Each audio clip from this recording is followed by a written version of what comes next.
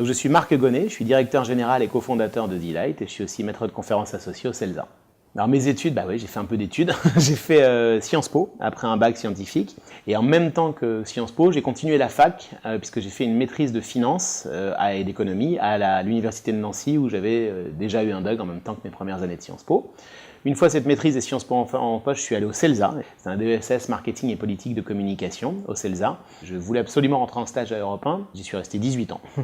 Donc j'ai eu d'énormes promotions, je passais de stagiaire pas payé à stagiaire indemnisé, et après chargé d'études mal payé en CDD, et derrière ils m'ont embauché en CDI. Et je suis devenu assez rapidement responsable du marketing d'Europe 1, puis directeur du marketing. Ça a duré un sacré moment, puisque je n'en suis parti qu'en 2014. Et à ce moment-là, j'étais directeur du marketing et du développement d'Europe 1, tout en étant directeur de la stratégie de Lagardère Active, le groupe média qui possède Elle, Paris Match, Gulli. Alors mes missions chez Lagardère, elles ont toujours été centrées autour du client, du public. En fait, quand on travaille dans un groupe média, et surtout il y a presque 20 ans, puisque j'y suis rentré en 96, on a beaucoup tendance à parler journaliste, rédaction, intention, et on est en haut et on a du mal à se dire que les gens n'ont pas forcément envie de ce qu'on veut leur proposer. Donc moi, mon boulot, ça a toujours été d'être l'avocat du public dans ces boîtes-là. Donc moi, j'étais en permanence la personne qui rappelait que personne ne nous attendait, que les auditeurs avaient besoin de s'y retrouver aussi, que l'offre explosait par ailleurs, qu'il y avait de plus en plus de radios, de plus en plus d'alternatives. C'était des fonctions très études au départ, sur les études d'audience, les études quanti, les études quali, tout le système d'information qui allait permettre de monitorer, d'avoir une idée très précise de l'activité. Franchement, avant qu'on m'embauche, ça n'existait pas à Europe 1. Il y avait la régie publicitaire qui de temps en temps fournissait quelques tableaux de bord, mais c'était extrêmement rudimentaire. Alors, on a dopé ce système d'information, on s'est doté de véritables moyens de savoir ce que pensait le public de nous en quantité et en qualité.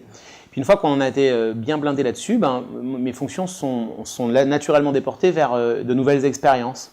Alors, ça a été la digitalisation de la radio avec de la vidéo, des podcasts, ça a été la diversification avec des coéditions, des productions en propre de livres, d'événements. Puis ensuite, on est allé jusqu'à racheter des salles de spectacle et à fabriquer des spectacles dans nos salles. Voilà. Donc c'était ça mes principales fonctions, toujours centrées autour du public, l'expérience utilisateur et puis l'extension de marque ensuite. Puis à la fin, c'était un job plus analytique, plus financier, un job presque de consultant interne sur la transformation du groupe Lagardère. Quand j'étais directeur de la stratégie, c'est un job que j'ai occupé seulement 2 ans parce que ce sont des très grosses boîtes à faire évoluer, des très gros groupes. Et moi, ma nature profonde, c'est plutôt de travailler dans des structures plus agiles pour pouvoir aller plus vite. Alors pourquoi Delight ? Parce que c'est, comme souvent dans le monde des startups, ça vient d'une frustration. Quand chez Lagardère, j'ai eu l'honneur de coproduire 2 comédies musicales, Salut les copains, puis Disco. Il y en a une qui a très bien marché, Salut les copains.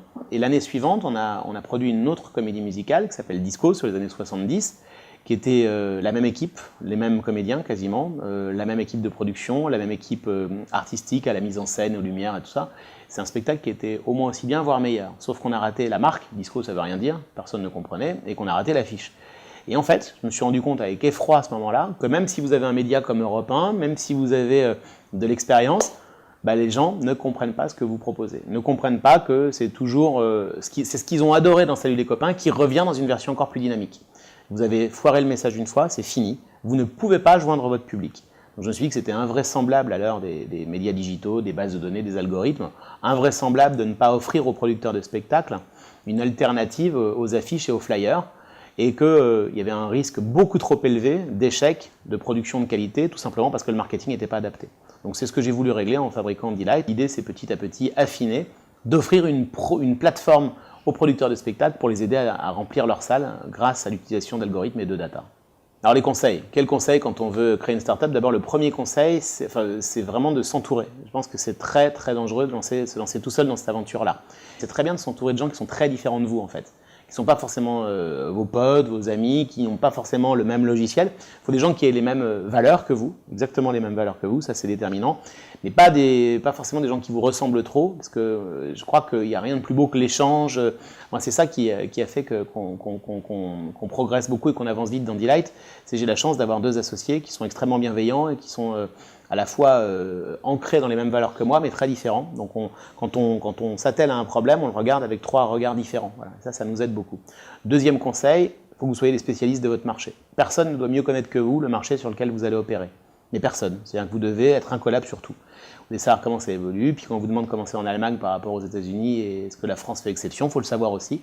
Vous devez tout savoir. S'entourer et être les spécialistes du marché, c'est ce que j'identifierais comme les 2 facteurs déterminants de réussite.